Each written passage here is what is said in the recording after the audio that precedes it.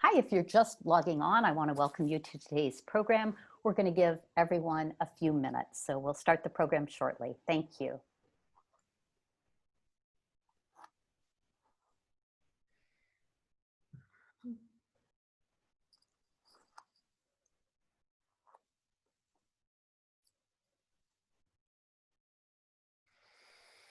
Good afternoon. If you've just logged on, I want to welcome you to this afternoon's program. We will be starting shortly. Just wanted to make sure everyone has a chance to log on. Thank you.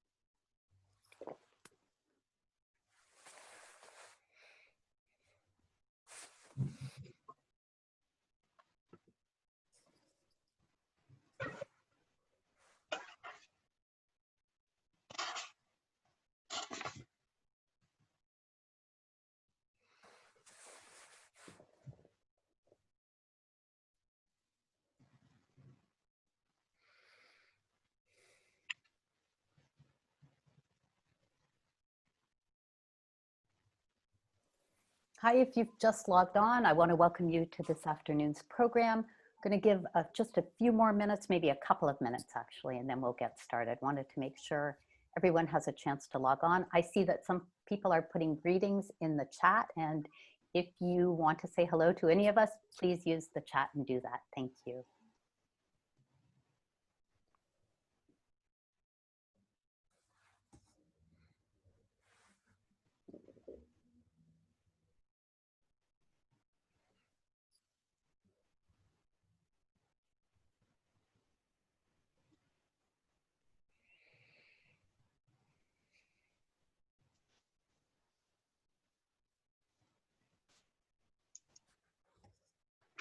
Yeah, I think we're going to get started. Thank you very much. I want to say good afternoon. My name is Judy Margles. I'm the director at the Oregon Jewish Museum and Center for Holocaust Education. I want to welcome everyone to today's program, What America Can Learn from Germany. I first want to extend my gratitude to the Oregon Historical Society and to World Oregon for co-sponsoring today's program. These are two organizations that share OJMCHE's vision and with whom I am always grateful to partner with. I also want to remind you of an additional program on the museum's calendar, again, co-sponsored with World Oregon and the Historical Society. Together on November 17th, we're going to be offering a program with Leonard Zeskind, Eleanor Langer, and Steve Wasserstrom, From There to Here, Understanding White Nationalism. We've timed this program to honor the memory of Mulugeta Surah, a 27-year-old Ethiopian immigrant who was murdered by skinheads in Portland on November 13th, 1988. And I'll just add to this, that this program really got more interesting yesterday when we learned about the death of the white supremacist Tom Metzger. Metzger was ordered by an Oregon jury in 1990 to pay $5 million in punitive damages for inciting these skinheads in the murder. Details of this program and our others are all on our website. We offer all of our virtual programming, including today's event, and recordings of past events without charge. We'd be grateful for any donation you might be able to make to help us or our partner organizations, the Oregon Historical Society and World Oregon. Early in her book, Learning from the Germans, Race and the Memory of Evil, Susan Neiman prophetically quotes William Faulkner, "The past is never dead, it's not even past." Her remarkable investigation compels us to know more. Americans would do better if we confronted our own dark past, an opportunity Neiman grasps that she could best interrogate if she also explored the ways in which Germans have faced their own national crimes and catastrophe. In choosing to hold this program after the election, Dr. Neiman and I recognized the element of uncertainty as to the overall ambiance that would hang over this conversation.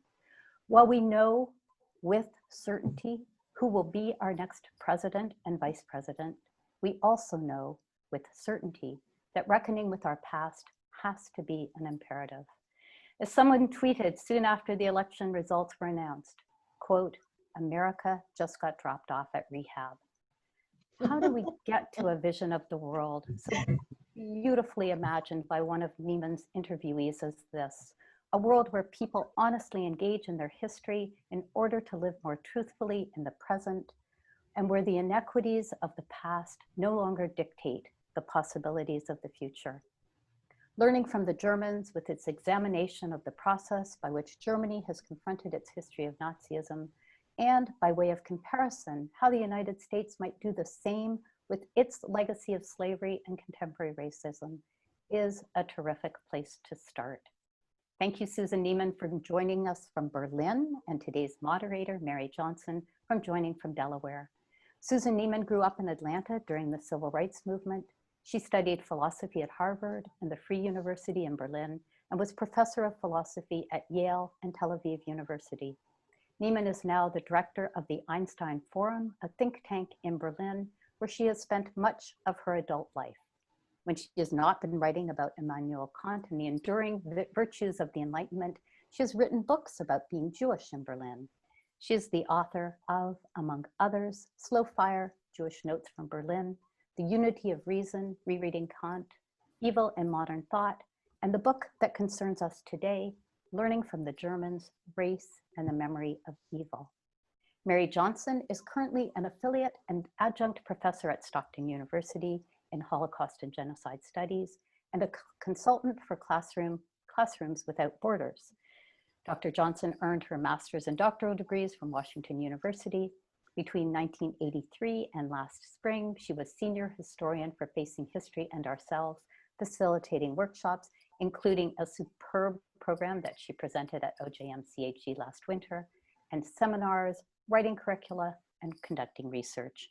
Mary Johnson has published on Holocaust and genocide research and education, and she is currently preparing a virtual tour and curriculum on the civil rights movement for Classrooms Without Borders. I'm going to ask Susan Neiman to spend some time describing her work, then I will turn over the program to Mary Johnson for questions. We welcome your questions. You can put them in the Q&A, which is that little icon at the bottom of your screen. And we'll probably take this program a little past 1 o'clock. So if you're able to stay on, we'll have lots of opportunity for questions. So please join me in a welcome to Susan Neiman. Thank you. Thanks very much, Judy. I am noticing you may not be looking at your chat function while you're talking. There are some people who are having trouble hearing you. I'm not, strangely enough, in Berlin. But I see a request to turn up your volume or something. But I had no trouble hearing you. I want to say thank you, because I'm really heartened by the fact that a Holocaust museum, and you're not the only one, is interested in this subject. Jewish tradition has really two streams, and both of them are not only present in the Bible, they're present in a piece of literature that most Jews know better than the Bible, namely the Haggadah that we read every year at Pesach.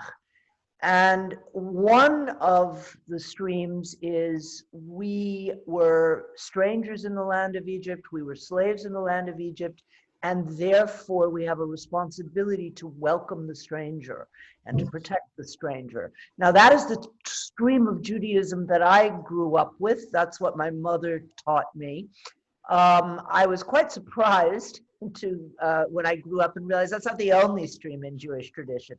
There's also the stream that says, remember Amalek. There were always other tribes out to get you, and there always will be, and you'd better, circle the wagons and only pay attention to your own tribe. I am sorry to say that tribalism in Judaism, as in many, many other cultures, has the upper hand today, but I'm very pleased to see how many Jews are still connected to the Universalist tradition and who don't see remembering the Holocaust as a matter of remembering the suffering of my own tribe, but remembering suffering done to anyone.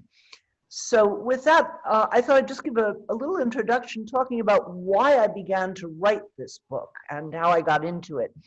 I was born in Georgia, My mother was involved in the civil rights movement, so that's the worldview that I grew up with. And I won't give you my whole life story. I was studying philosophy, and I went to Berlin on a Fulbright fellowship in 1982, working on my dissertation on Kant, and thinking I would spend a year in Berlin and learn a little German and a little bit about contemporary German philosophy, and then go back on the academic track that I was on. And that was a time, it seems funny now to anybody who knows Berlin, but that was a time at which almost no Americans, if they weren't connected to the army, and even fewer Jews set foot in Germany. And I went there thinking something like, look, it's 40 years after the war. It would be racist to condemn the entire German nation for, something that, most of the people now who are now adults had no responsibility for. So I'm going to go to Germany. It really was breaking some taboos at the time. And I'm going to think about Kant and Goethe, and that will be that. And I could not have been more surprised to see that the most important thing going on in Berlin at that moment was something the Germans call Vergangenheitsaufarbeitung, which I translate as working off the past or working through the past. Now, this certainly wasn't true at the time of the whole nation. It wasn't even true of Berlin, but it was true of the sort of people that I would gravitate to naturally: intellectuals, artists, writers, activists. They were, I think it's not too much to say that they were obsessed with the question. These, of course, were people whose parents had been Nazis, or anyway, complicit with Nazis, whose teachers had been Nazis, and they were planning for what was going to be the 50th anniversary of the Nazis coming to power. It's worth remembering in the context of our present political situation that the Nazis took power by a legal and democratic election and went on to abolish democracy. They later called it the power taking, but actually it was a perfectly legal democratic election. We do well to note that. And the process of working off the past is a very multifaceted process. It involves uncovering historical narratives that have been suppressed. It involves popular culture. It involves the arts. People were investigating the histories of their neighborhoods. They were making films. They were doing theater. They were setting up exhibits. And I was absolutely riveted. And of course, really my first thought was, why do Americans never do this? After the Vietnam War ended, we stopped talking about Vietnam. This country never had a national reckoning with the Vietnam War, and we never even began to talk about Hiroshima. I was not thinking as far back as the Civil War at the time. I was thinking about our immediate history, but I was, disturbed by that fact. I stayed in Berlin at that point for about 6.5 years, rather than one. And when I had my first child here, I decided to go back, largely because I didn't feel it would be possible to raise a Jewish child or even a non-German child in something like a normal atmosphere. But 12 years later, when I was offered a job directing the Einstein Forum, I did come back because I felt that Germany had changed quite dramatically in those 12 years, that there was a new narrative of German history, and there was something like a very strong consensus. And I'll say a little bit more about what the consensus was in a second. So I've been thinking about these questions for a very long time, and in very personal terms. The question is, I love Berlin. Judy said before she loves Berlin too. It's a great city.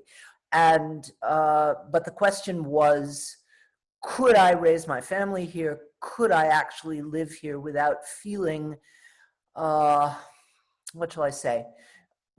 Not necessarily afraid, but permanently uncomfortable.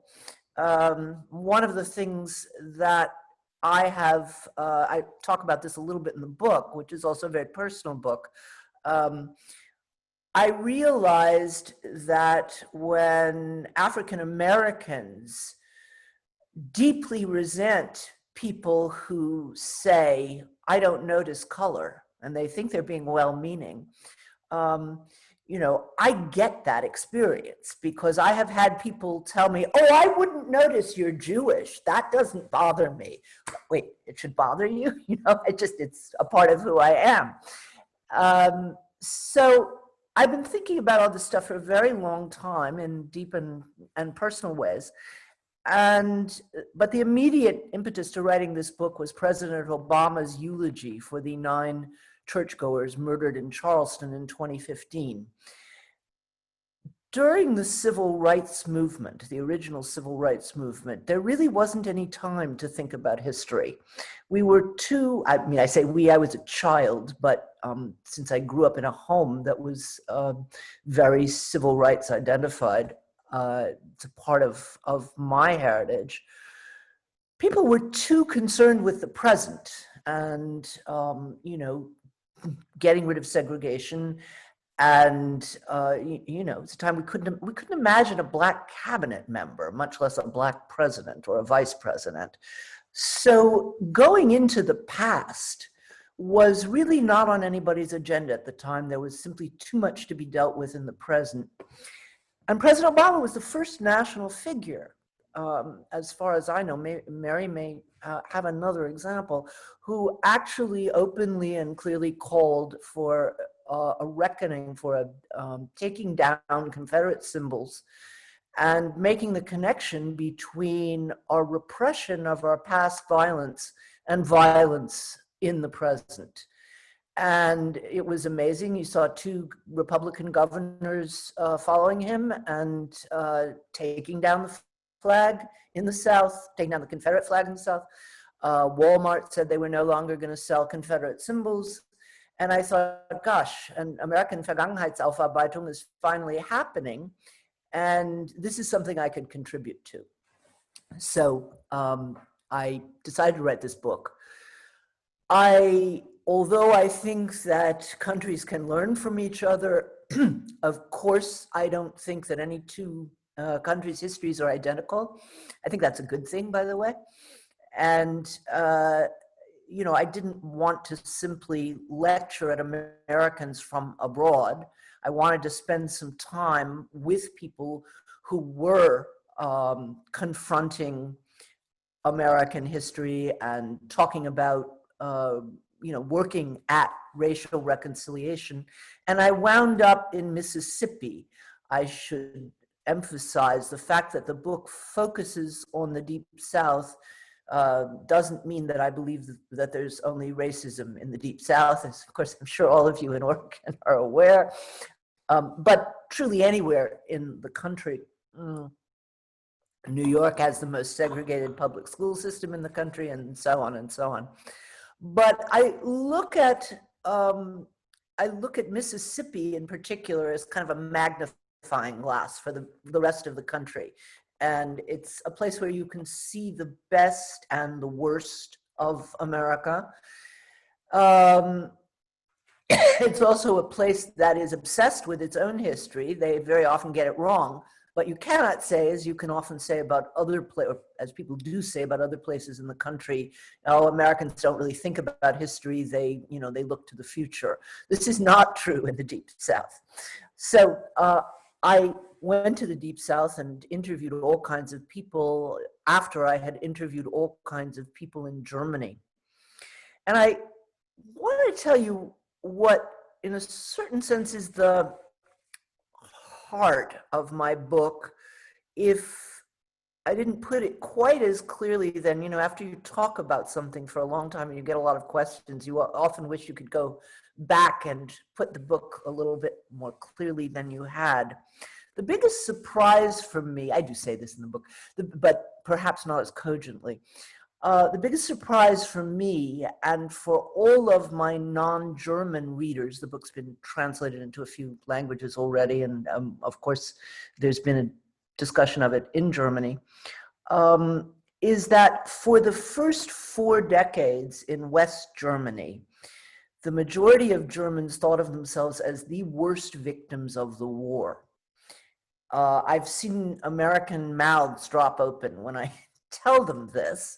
And of course, we are used to seeing the Nazis as the image of absolute evil, usually not with a whole lot of knowledge about how Nazism developed and with virtually no knowledge of what happened afterwards. And so we tend to assume that the minute the war was over, people got down on their knees and begged the rest of the world to forgive them. This is not at all what happened.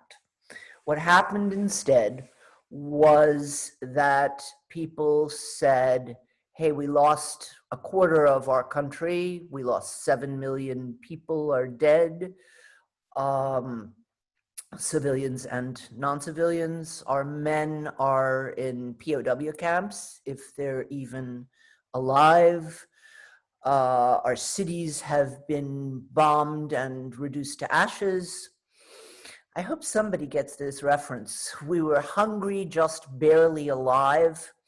And on top of it all, the damn Yankees are trying to tell us that the war was all our fault. And I suddenly realized that post-war West Germans sounded exactly like the defenders of the lost cause. Just exactly, same tropes. We were hungry, just barely alive is a quote from The Night They Drove Old Dixie Down. I hope somebody recognized it because it's quite striking and quite appalling that that beautiful song was covered by Joan Baez, whose civil rights creds are impeccable. And nevertheless, the lost cause narrative is so woven into our popular culture that she could record that song and have it be one of her hits. Somebody wrote, this is amplified in Austria, Destroy a Victim. And yes, I know Austria is way, way worse than Germany. I spent a lot of time in Vienna. That is certainly true. Austria's excuses are not very good, and they've, interestingly enough, with movies like The Sound of Music, managed to convince most Americans that, as people know is not true. Hitler was born in Germany and Beethoven was born in Vienna. This is totally not the case.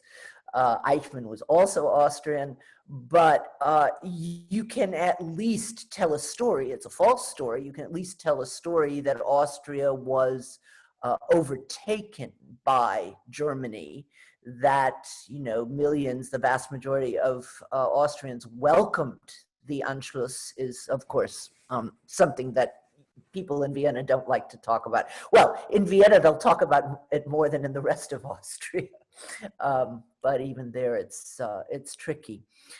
But I began to think, look, this is absolutely normal. All of us would like to see our people as heroes, right? You grow up as a child, and you see your parents as heroes, and you would like to see your people as heroes. If you can't see them as heroes, you see them as victims. And you say, well, they would have been heroes, but history turned them into victims. What Germany managed to do, which no country has ever done before, is to make a third switch and to say, yes, we caused a lot of suffering. No, sorry, the switch is, we suffered a lot. We really did. There's no question about that. But other people suffered more, and it was our fault. And no other nation has ever really done that wholeheartedly. This is not to say that, they did it perfectly. They did it very imperfectly. It took a long time. They were unwilling, and yet they managed to do it in, all of the things that I said are a sort of quick translation of very famous speech given in 1985 by the then president, of Germany on the occasion of the 40th anniversary of the end of the war, when he finally called May 8th, the end of the war, a day of liberation. What he didn't actually acknowledge, and I devote a whole chapter of my book to this, he did not actually acknowledge that East Germany had been calling May 8th a day of liberation from its very beginning. One of the most controversial parts of my book is the argument that East Germany actually did a better job than West Germany for a very long time and on every scale. I've gotten hate mail for that claim. And Mary, we can go into that if people are interested or if you want to. I maybe conclude with just one thought about that, which is that, when I wrote this, when I began writing this book, it was extremely controversial to suggest that, wonderful America, the greatest country on earth, usually said by people who've never spent any time outside of it. I mean, I do think there are many great things about America. I don't want to deny that, but claims about the greatest country on earth for any place strike me as rather strange. So I got a lot of pushback or even hostility for that claim in 2016 and 2017 when I was traveling mostly in the South doing the research. By 2019, last fall, when I did a long book tour through the country, after 3 years of Donald Trump, no one objected to the title and no one objected to the claim. And in fact, lots of people were quite happy when I said, look, it took the Germans a long time. They didn't do this willingly. And people got, consolation from that, particularly activists in the field. I said, of course you're going to get pushback. Even the Germans who insisted that Germany face its Nazi past got pushback too. We shouldn't be surprised. This is a long haul. Vergangenheitsaufarbeitung is not something that's going to be done in a day or even in one generation. What I've come to think now that the idea that America needs to face its racist past is not as provocative as it was when I began. And the 1619 Project came out in the same month that my book did. And there've been a number of course, Brian Stevenson's wonderful memorial opened in 2018. So from a lot of different corners, I think Americans are getting used to this idea. What I don't think we've ever done is to question our Cold War past. And we saw that in this election, that the sheer smearing of someone as a socialist simply for wanting Americans to have what every other industrial country in the world has, that is universal health care for its citizens, is still a completely effective way to destroy somebody in the United States. And the next thing we really need to think about is the Cold War. One of the reasons why people get so upset when I say the East Germans did a better job than the West Germans is because they cannot imagine that anything good came out of a socialist country. And, that's another bit of myth that we need to get rid of. But why don't I just stop there and turn this over to Mary. You're muted. Mary, I'm not hearing you. You're muted. I put my mute on. Okay. I just want to follow up with the part on East Germany. This whole question of why do you think it's possible, first, that East Germany wasn't that part of their overall dealing with the period, so that it would have been more likely that they would have done more of this exploration than West Germany. But why West Germany? Why in the 80s does this sort of turn come? You use Weizsäcker's speech. I think it's quite an incredible speech in 85 there. Why that comes then in the 80s, but it's still taking so long for the United States, especially the American South, to come to any terms with looking at this.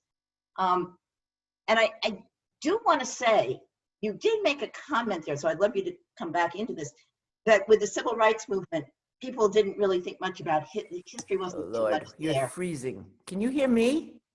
Yeah, I can hear you. Sorry, okay, I did make a comment. You got cut off. Oh, I did I'm sorry. make That people weren't thinking as much about history during the civil rights movement. I'm not quite sure I would totally go along with that, so I want to hear more about that after we explore differences between East and West Germany and why the United States. But let's do that first, and then we'll. Okay, we can talk about that. And honestly, you're older than I am, and your memory of that period, and I mean, I've studied that period as an adult, but your memory is probably clearer than mine. Maybe it's just more accurate to say the civil rights movement did not look at history to the degree that we're looking at history now. I think the last 5 years have been extraordinary in doing that work. So, you know, people, I've been asked that question before, and one possible answer given by my friend, the historian Dynamic Warder, is that you know, we're counting from the wrong date. We should absolutely not count from the end of slavery, okay? White Americans, which I most emphatically count myself, have or had a hole in their historical knowledge that stretched from 1865 to 1965 in the passage of the Civil Rights Act. And the hole was buried or covered up by the words Jim Crow. I am on a crusade to get rid of the words Jim Crow, because what they suggest is that, okay, we had slavery, and after a while, we, you know, we fought a war, we got rid of it, and, you know, then we, then there was, I'm just closing the chat so I don't get distracted. There are interesting things coming up in the chat, but we'll get to them later. And what happened after that? Well, we had racial prejudice, we had racist stereotypes, but, you know, nothing like what Brian Stevenson rightly calls the age of racial terror. And I think the very words Jim Crow serve as a, you know, a way of allowing us to ignore not only the racist terror that was taking place, but also the deep, broad, legal, systematic discrimination that persisted all the way up to the Civil Rights Act. So if we start counting the time that we need, you know, for our Vergangenheitsaufarbeitung with 1965, we don't look quite so bad. You know, we still look problematic, but not so bad. And I do want to say there's another factor, though, that's involved. The Germans paid some attention to what the rest of the world was saying about them. People traveling in Europe pretended that they were Danish or Dutch, or if they were coming from East Germany, they, you know, they tried to pretend they were something else. I mean, you know, it was, they knew that there was a stigma, and they paid attention to the way other people looked at their country and their country's history. This is not, by the way, to say that the official denazification in the West worked well. It didn't. Most West Germans can, you know, dismiss that as a case of victor's justice. But they were aware of how they were seen in the rest of the world. I'm afraid I don't think most Americans are. It's not really reported in our normal media. You'll get a little item. I mean, now every newspaper has said, how is the rest of the world looking at our election? But there's no real systematic, you know, attempt. Our media doesn't provide it to, and, you know, of course, most people in the United States don't have paid vacations. you know, or if they do, they're very short. So, you know, I think it's like 20% of Americans even have passports. But understandably, we don't have a system that allows us actually to travel the rest of the world and to get some input from the rest of it. So I think that plays a really big role. If we knew more about how we were seen by other countries, we might work a little faster. And frankly, it's worth remembering that because the Soviet Union during the Cold War pointed to you know, segregation in the South as a contradiction to American claims about spreading freedom and justice in the rest of the world, that put real pressure on the Kennedy administration.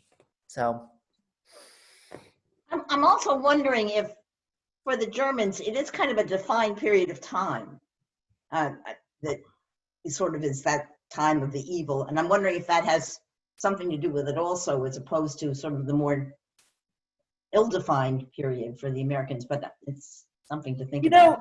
Yeah, it is something to think about. On the other hand, of course, you know, there, as I'm sure you know, there has been a long debate in Germany about whether it was just those 12 years of the Nazi period and what led up to it. So, you know, when I first came to Berlin, the Germans I knew wouldn't read Goethe because they thought all of German culture was contaminated. I'm sometimes afraid that we're, you know, in a little bit of a moment like that here, that, you know, one thinks all of American culture is, you know, has to be torn down. The Germans worked their way into a more nuanced and I think reasonable stance. But you know, I don't know. Put it this way: it's only the right wing that tries to say, "Oh, it was only 12 years." That's, you know, that it was a, you know, it was an. I'm trying to think of what the American translation for Betriebsunfall. It was a, you know, it was just an accident of the, you know, the machine got out of works or something. So it's a bigger swath that you're talking about then. Yeah. Okay. So reading your book, I just fascinated by how your methodology, how you went about even thinking about doing this. Now, you gave a little hint about that, and when you were talking about what working off the past entailed. I wonder if you could just elaborate a little bit more on this methodology. It seems to be places you are, your own autobiography, history, philosophy. So could you tell me a little bit more, just tell us a little bit more about your methodology? It's so funny because now I actually get invited to, you know, talk at seminars on, you know, methodology. I had no methodology.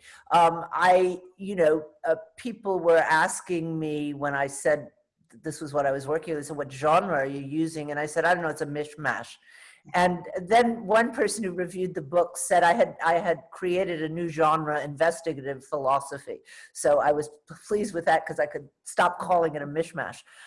Look, I wrote a lot of it in the first person as a way of taking responsibility and a way of, you know, highlighting my own perspective. I start the book by saying I began life as a white girl in the segregated South, and I'm likely to end it as a Jewish woman in Berlin. And so that's a, you know, a complicated heritage or life to have had, and I think it gives me complicated perspectives of on things.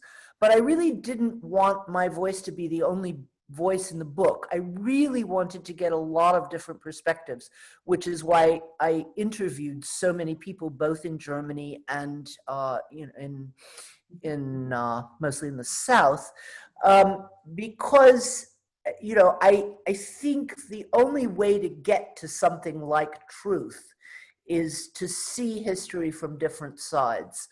I deeply reject the claim that, you know, history, there are no truths, there are only perspectives. I think if you add up enough enough perspectives, you do come to truth, you know, as close to truth as we can possibly get it. So I I don't know, methodology. I guess the other important thing is I could have written a sociological tract that put, you know, a lot of information. There is information about different things that, you know, programs and you know, section on monuments and a section on reparations and a section on this and that. But what interests me much more about Vergangenheitsaufarbeitung is this lived experience, is the way that it affects people's lives. I saw quickly a little remark in the chat, which is why I turned off the chat. Somebody complaining that The Night They Drove Old Dixie Down is not an elegy for the Confederacy. Well, you know, we could also talk about that all night, but I think in the end, if you look at the song very carefully, you'd have to see that it's it really, there's nothing but sadness about the end of the Confederacy. It isn't that either Robbie Robertson or Joan Baez says, oh, and I want my slaves back, but it's sadness about the end of what was a slave regime. And, you know, it interests me. I only had that epiphany on after I had turned in the manuscript of the book. So I did put it into the afterword that I wrote for the paperback edition. But it's a good example of the way in which popular culture is extraordinarily important in conveying our, you know, both our history and our sense of values, but also informing our history and our sense of values. The way people grow up, how they treat their children, what colors they wear, how they look at their parents, why someone who's the son of an absolute, one of the biggest Nazi war profiteers became the creator of the Wehrmacht exhibit and many, many other things dealing with the Nazi past. Why one person does that, but I mean, as he's told me, his cousins, you know, see no reason to, you know, engage themselves at all with the crimes of the family that made the money that they inherited. Why a man living in a house that was built on the slave trade in Holly Springs, Mississippi, decides to make it his business to restore the slave cabin and tell the history of the story. All of those things seem to me so much more interesting than generalizations, because I think, you know, well, most interesting things, but certainly Vergangenheitsaufarbeitung has to be very particular. So I mean, I collected a lot of material. I really enjoyed doing that. And then of course I had to sit down with 3 times as much material as I could use. And I was quite despair often about whether I was going to make it all fit together, but apparently it did. So much for methodology, Mary. I can't say anymore. Sorry about that. No, it's fine. I'm amused. I'm amused that it, you know, what looked like a mishmash turned out to look like something that has a methodology. I mean, it does. It has deep philosophical commitments. Okay, philosophical commitment to particularity and to particular description and to finding truth through a number of perspectives. So, I certainly agree with that. I'm also fascinated with your comment on pedagogy and how you think that you know, actually sort of going after it and seeking it out and not just being given it, and it sort of follows all the things you've just been saying as a way of doing history, which is not just in archives, and it's also you, the place you're in, and everything around it, and all your interviews with people. It's just an amazing way you put that together. I'd love to just a little bit more about your thoughts at the end. You talk about the importance of universalism, and from all of your experience and so forth. I wish you could elaborate a little on that, and, you know, your ability to just bring in authors all the time. And Toni Morrison, I think, really sort of touches so well what you mean by that. Could you just elaborate a little bit more on this whole notion of universalism and how you've come to that from your work? Well, let me go back to what I said at the very beginning. I really think I come to it from my childhood, and, you know, from being taught that as Jews, we were, and it's interesting, I did not have anyone in even slightly related family who was affected by the Holocaust. My grandparents were all either born, the firstborn on the boat, or the firstborn in the U.S., or one immigrated in the right after the First World War. So nobody was directly affected, and that was not our focus. Our focus was really, we were slaves in the land of Egypt, and that means we stand up for the people who were slaves in the land of Georgia. That's what we do. And later, of course, I didn't realize when I decided to study philosophy and wound up studying, thinking about the metaphysics of universal justice, I didn't realize that I got my basic orientation at home, but of course I did. Along with the idea that if enough good people work together, because, and I think this is the fundamental tenet of universalism, we have more that unites us than that divides us. And it's a good thing that we're different. Differences are interesting, cultural differences, they enrich us enormously, but the bones are basically similar. And that's actually something I'm working on right now, because I'm really very unhappy about an anti-universalist trend, not just in the United States, by the way. It's sort of being carried over into other countries where people are suspicious of universalism. They confuse it with false universalism, Eurocentrism, all of that. And let's think back to our very recent history. There were more white people than black people out on the streets in June. There just were. It was the largest mass movement in American history. And it seems to me that if we try and think about that in terms of interests, identity politics thinks in terms of interests and power, right? Let me just put it slightly differently. I haven't written about this yet, but I'm beginning to. I don't want to call myself a white ally. I'm not an ally. Allies are people who get together to pursue a common project because their interests align for a moment, not their principles, but their interests. Like, let's say, the United States and the Soviet Union up until 1945, okay? But if their principles don't align, they drop off. And I support Black Lives Matter not as an ally, but as somebody who feels the need to stand up when human rights are being violated.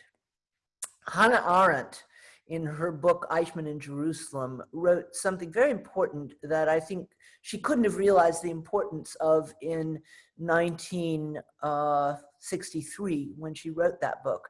She said it was a mistake for the state of Israel to indict Eichmann for crimes against the Jewish people. They should have indicted him for crimes against humanity. And I think that's absolutely right. And, I think we should continue in that spirit. Shooting unarmed civilians on the streets or in their beds is a crime against humanity. It's, yes, in this case, and this is not to say that all lives matter, okay? I'm not saying all lives matter. All lives matter is it confuses a very banal general truth with a very real empirical one, which is that Black lives are much more threatened at this moment than any other lives, okay? So we need to remember that. But to stand up for Black lives, not as an ally, but because I see this as my fight too. That's what I believe in, is something that I think brought those millions of other white people out on the streets in June. Right. And when you've been talking about memorials, you say they sort of are the visual aspect of values, so to speak. What memorial is there yet that would bespeak some of these current concerns with Black Lives Matter? That would point to at this point. You know, there's just nothing better than the National Lynching Memorial. I was in awe of that. And when I wrote about, I interviewed Brian Stevenson in the book, but the memorial was under construction and I hadn't seen it, and the pictures don't do it justice. I know it's a long way from Portland, but it is worth going to Montgomery, Alabama, because what they have managed to do with that, and I gather from people who have, take groups there and are there often, that everybody of whatever race is incredibly moved by it. I mean, moved to tears. They somehow managed to convey the horror and of lynching, and not just in terms of the numbers of people who were killed, but the way in which those murders struck terror into the lives of so many people. I mean, it went quite a bit beyond people who were directly affected in their families or in their persons. It manages to convey the horror and still leave you with a sense of hope. And I don't know another memorial in the world that does that. The word awesome got overused for a long time, but I really felt that it was awesome. I don't know of a memorial in the world that compares to that. I think there are interesting memorials all over the place. I very much like the so-called stumbling stones in Germany, which are, for anybody who doesn't know them, they're these small brass plaques about that large that are hammered into the sidewalks. You have to understand that German sidewalks are a bit different. They're sort of cobblestone type things, cobbled into sidewalks in front of homes where people who were persecuted by the Nazis, largely Jews, but not only Jews, and it has their birth, the date of birth, their name, and their date of death, if it's known, date of deportation. Otherwise, it's been an enormously successful project. There are now 70,000 of them. And it's a very good memorial because it reminds you that right in the middle of where you live, where you're going to the cafe or going about your business, those horrors did not happen somewhere far away. They happened, or they began, right where you live. And Brian Stevenson actually took an aspect. He studied, before designing the memorial, he studied monuments in Germany, he studied in Berlin, but he also looked in South Africa and Rwanda. And he took the element of the stumbling stones there's a double set of columns outside of the main memorial, and the idea is for each county where the Equal Justice Initiative has recorded a lynching or a number of lynchings to come and take back their monument and make it part of the iconography of their county. So there's an element of that there too. And it's fascinating that some counties are wanting to get in and be represented in this memorial now. I think I want to turn to some questions that some of our audience have been raising. And I don't know, Judy, have you put them up yet? So unfortunately, it's hard to transfer from Q&A to the chat. So Mary, you can look in the Q&A, or I could ask questions. What would you prefer? Well, you can ask a couple of questions and I'll come in. Go ahead. I'd be glad to. Okay. So there are many questions, and I know we're not going to have a chance to get to all of them, but bear with us. We'll get to as many as we can. So here's a question from someone who's interested in learning a little bit more about the differences between East and West Germany. Oh, I should put my video on, someone is saying. I'm sorry. You'd think after all these months of Zoom that we would know what we're doing. Here's a question. Someone has asked to learn more about the differences between East and West Germany's working on the past. So can you draw meaningful connections between these processes and the systems of socialism versus capitalism? Absolutely. Look, most of us have seen somewhere the very famous quote by the German pastor Martin Niemöller. First they came for the communists, but I wasn't a communist, and so I didn't do anything, and then they came for the Social Democrats, and so on and so on. And it's put up on posters all over the place with the very reasonable, the message is, well, once they go for anybody's civil rights, they might go for anybody's civil rights, okay? And that's true, and that's a message, but it's kind of been forgotten that there's also a historical perspective. They did first come for the communists. They did not first come for the Jews. Anti-communism was as deep a part of Nazi ideology as anti-Semitism was. We've forgotten that. There are one or two books in English. Why Did the Heavens Not Darken is one that I can strongly recommend for anybody who's interested in that perspective. But we have managed to reduce Nazi ideology to anti-Semitism, and that's, I think, a real mistake, because it also ignores the other forms of racism that the Nazis practiced.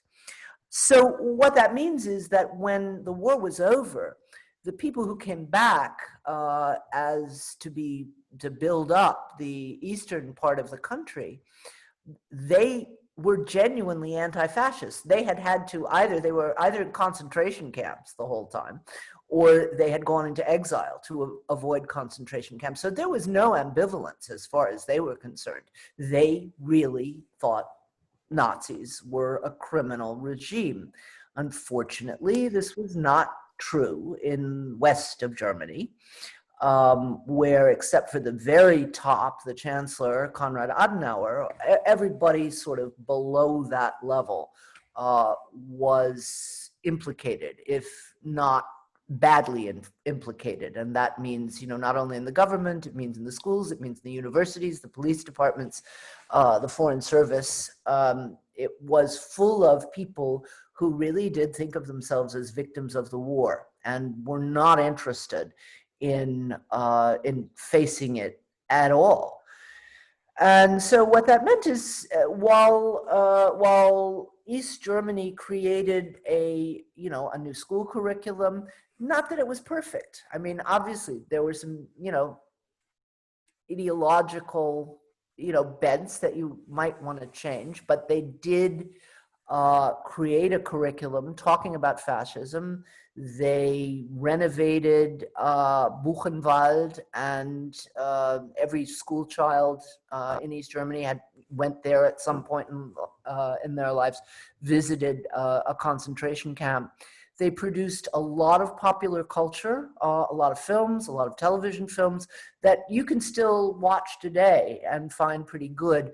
The West Germans had to wait until the American series Holocaust came on, which was broadcast in Germany in 1978, and made a big difference to the West German population. But the East Germans had been producing films about the Holocaust and about the Nazis from the very beginning. So now, I should say, because someone will raise it, this is the most controversial part of my book. I've gotten hate mail about it. I had two German historians fact check that book because I knew I was going to get, attacked for it because it's a controversial claim even in Germany, or perhaps even more in Germany in some ways than elsewhere.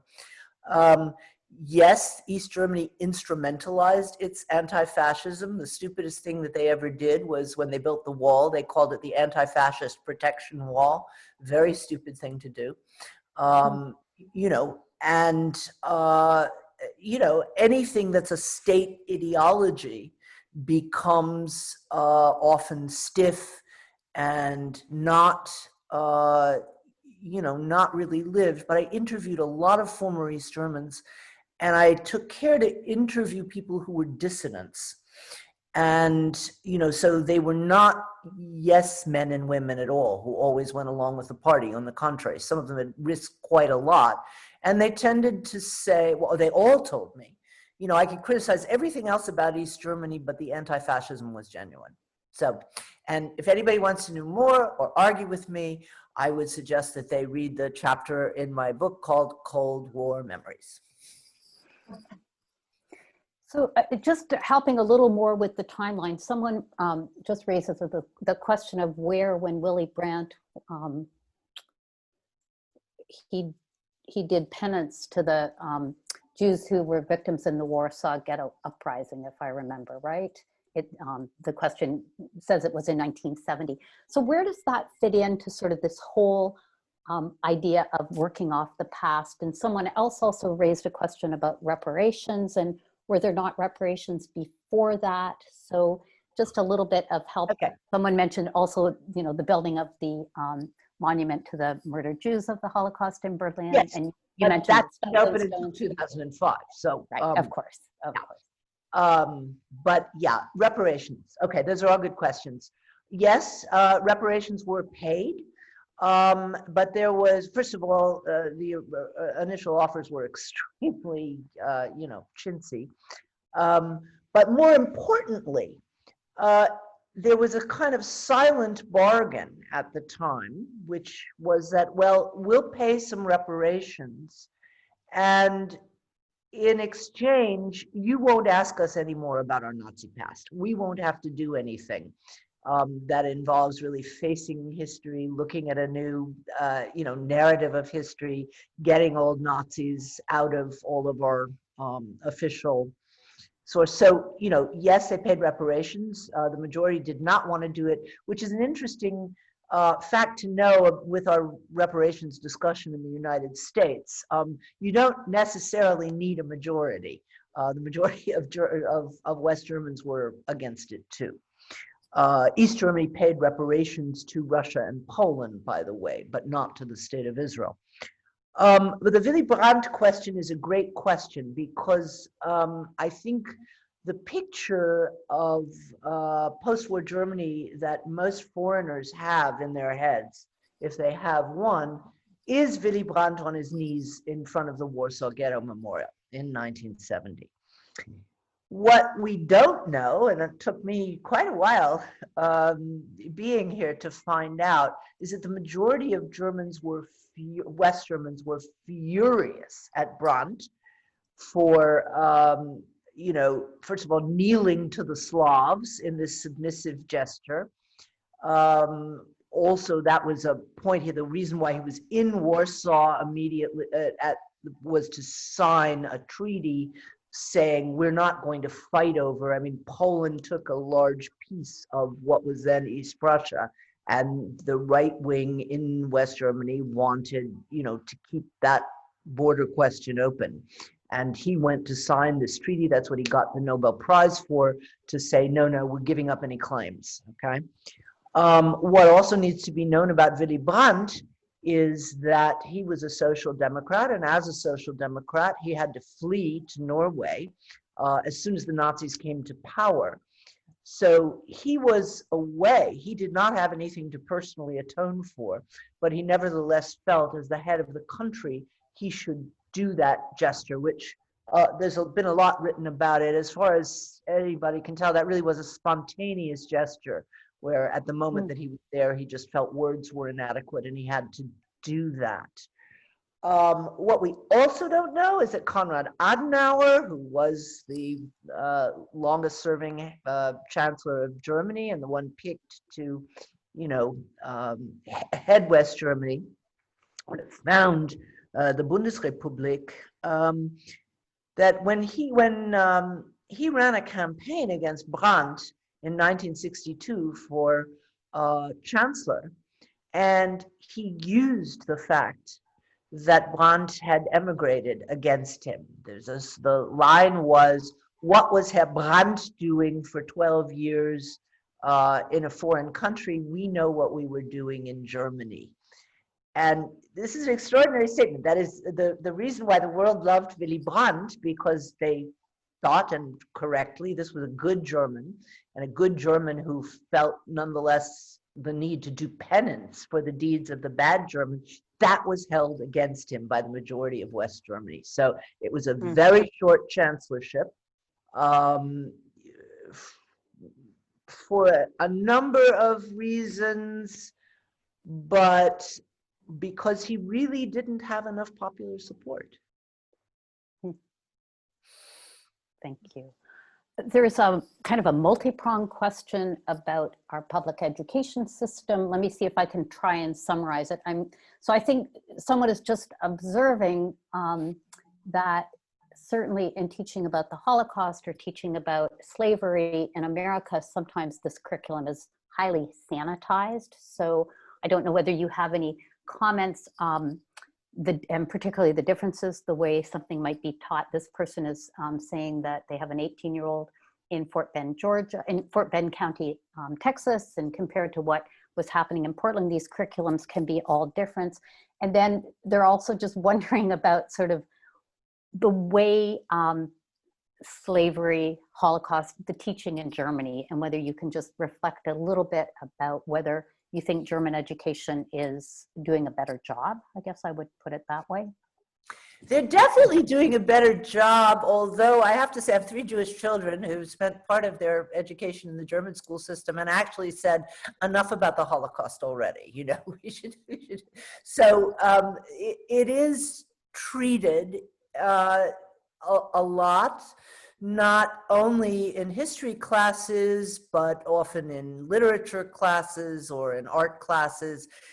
I sometimes think it was almost an overreaction to the fact that all of those people who grew up with Nazi parents and teachers, well, they didn't all go into teaching, but a lot of them really wanted to go into teaching, which is, of course, as noble a profession as there is.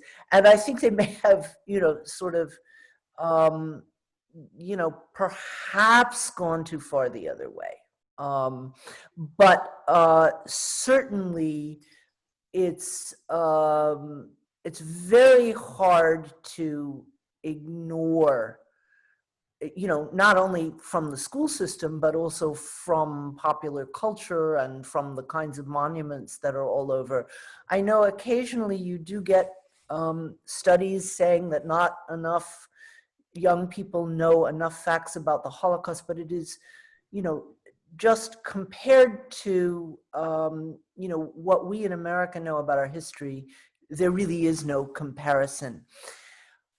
Do they know about slavery? A bit. I mean, what's quite interesting right now, it was already beginning, but it was given a certain charge by the Black Lives Matter movement. Germany is also starting to look at its colonial past. And, there were colonial crimes and genocide. Germany got into the colony business because it didn't unify until quite late. So, it didn't have as much time as France or England did, but it did certainly commit a mass execution of the Herero people in what's now Namibia. And, there's discussion going on about that. There's discussion going on about returning colonial artifacts that were, either stolen or, bought under duress. What do they learn about America? I mean, I've been told actually by a lot of Germans who read my book that they were stunned and that they actually didn't know about American history. Obviously they've learned a bit about slavery and the Civil War, but not very much. So, but yes, the fact that America has absolutely no national coordination of, state education plans and textbooks is a very serious problem. And I suppose the only thing that one can do within America is to agitate. I mean, this is a point that's been made before. It's not original to me. It tends to be the case that progressives or Democrats or whatever you want to call people like that, They may focus on big electoral politics, but they don't focus on things like school boards. You know, anybody who's interested in that question can run for their local school board. And if enough people did, and if enough people who are concerned with these questions did, and insisted on some kind of national reckoning, we'd be in a lot better shape. It sounds unglamorous, running for a school board. It sounds like, you know, being part of the PTA, but it's not. Really important. Great. So there's a question about your optimism, your hope, if you will. I think if you could see the 200 some odd people who are listening today, you would see a microcosm, of course, of an exhausted nation, right? We are completely exhausted from what has been going on politically. So the question is, you know, where do you get the hope that America, this deeply divided nation, you know, we've been reared on American exceptionalism. We're in this, you know, midst of this culture war. How can we be persuaded to learn from another country, you know, such as Germany, that is working off its racist past?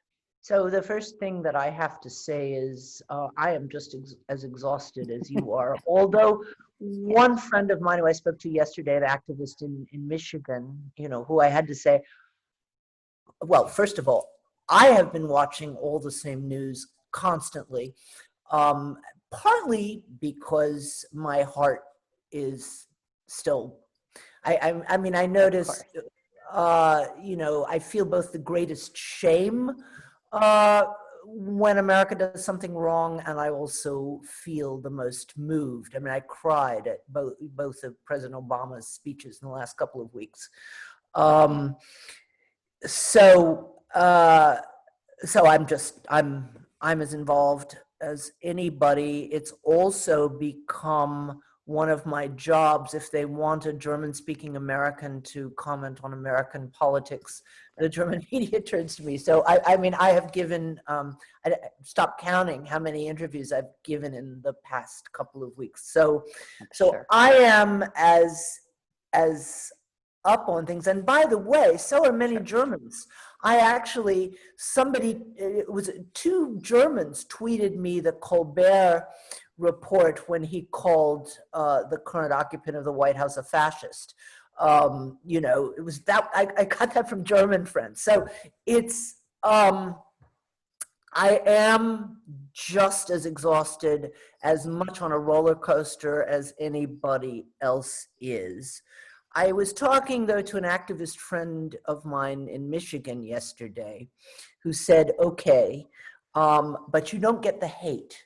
I go to the grocery store sometimes and I see Trump signs and I see hate, and I'm getting that. So granted, I don't get my surroundings, but since I'm not going out very much these days because we're on lockdown and I'm living most of my life online, it doesn't really matter.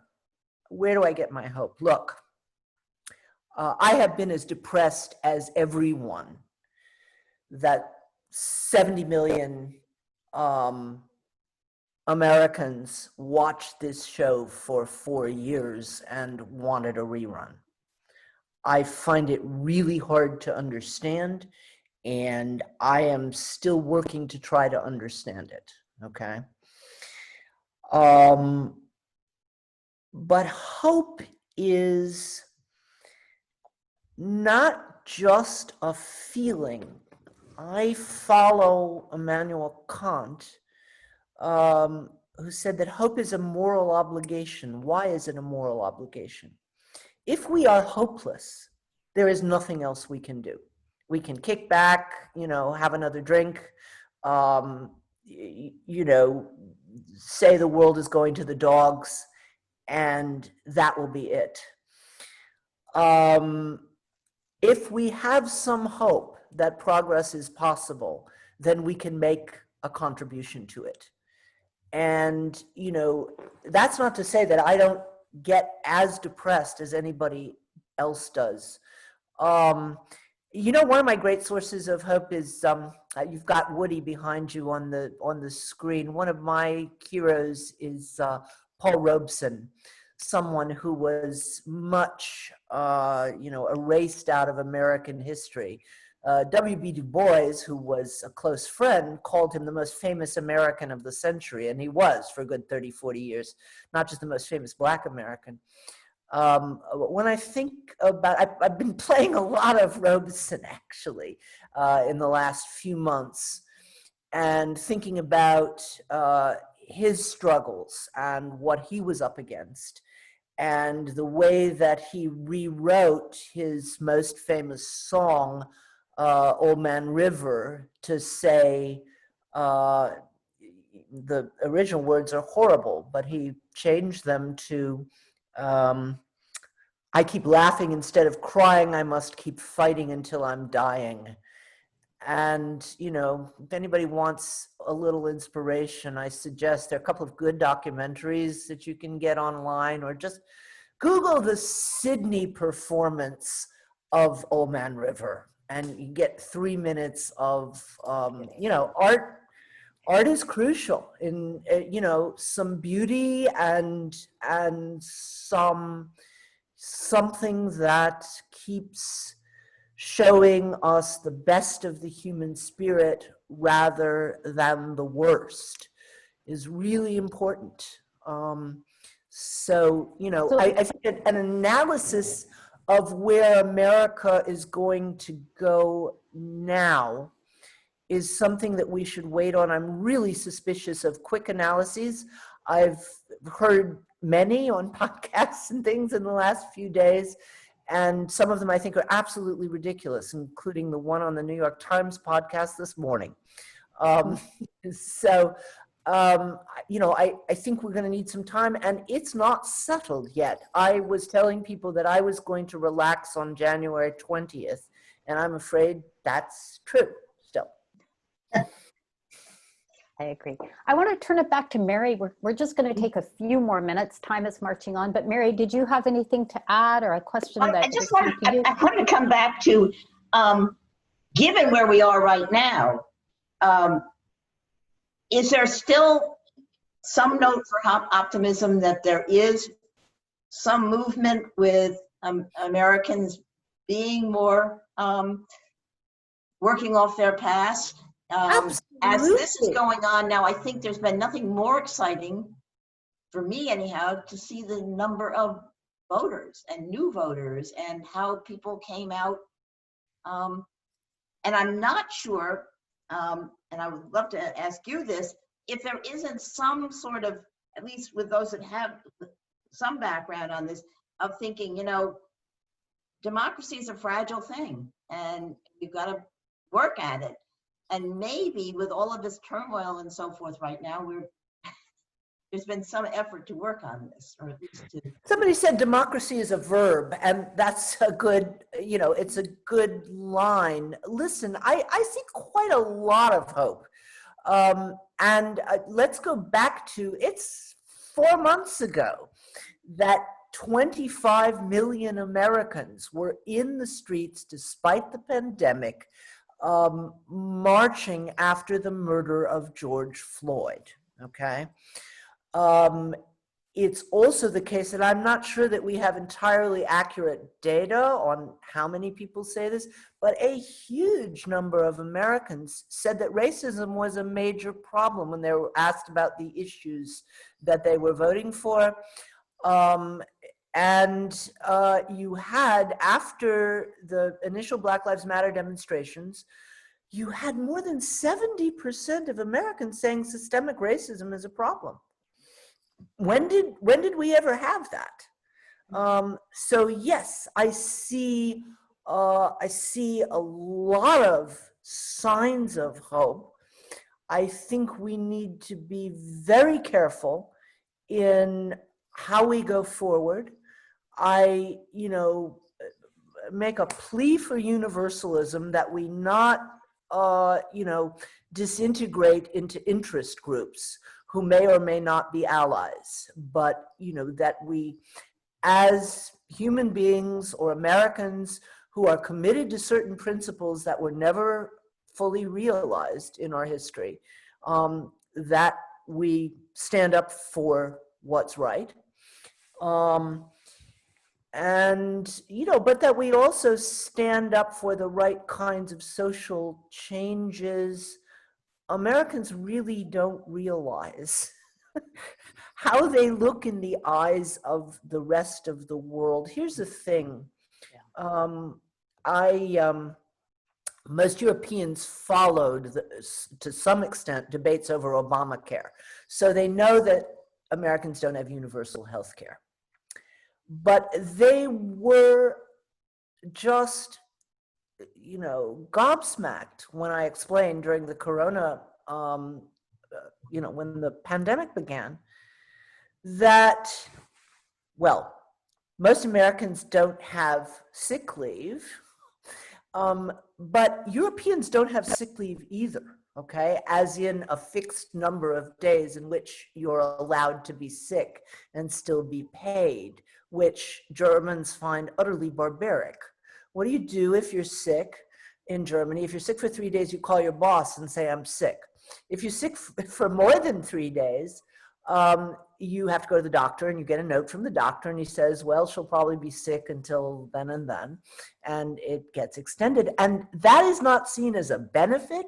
That is not seen as utopian. That is seen as a human right, which of course it ought to be. As we see in a pandemic, it's the poorest people who cannot afford to miss a day of work, and who therefore will go to work sick, because they will lose their homes if they don't. So even in our own self-interest, it is important to start seeing things like that as rights and not as benefits. And I think, Americans, because we have, we think, okay, rights, well, there's a right to freedom of speech, and there's a right to freedom of religion, but we think of a whole bunch of things that other advanced countries think of as rights. We think of them as benefits, something that would be nice. And as soon as you change your perspective, as soon as you change your conceptual perspective, it looks as barbaric to deny people, time off when they're sick, or when they have a baby, or simply vacations, paid vacations. That looks barbaric to Europeans, that Americans don't have that. And, I think that although Americans don't know that other people have a different conception of rights, I think a lot of the anger that you find in America is anger at, a system that just doesn't work. And I should mention, because this comes up all the time, Bernie Sanders is to the right of Angela Merkel. He calls himself a socialist, but he's so far from being a socialist if you actually look at his program. And Bernie made a mistake of pointing to Scandinavia, which allowed people to say, well, okay, it's small countries, homogenous populations. Germany is the fourth largest economy in the world, and it still works with having this huge set of social rights. And I think if we could simply give them to Americans, the level of anger, which you see all the time in the streets, road rage and this and that, I think the level of anger would seriously abate. You're here. Absolutely. Interesting, you're going right back to Eleanor Roosevelt and seeing the basic human rights for all.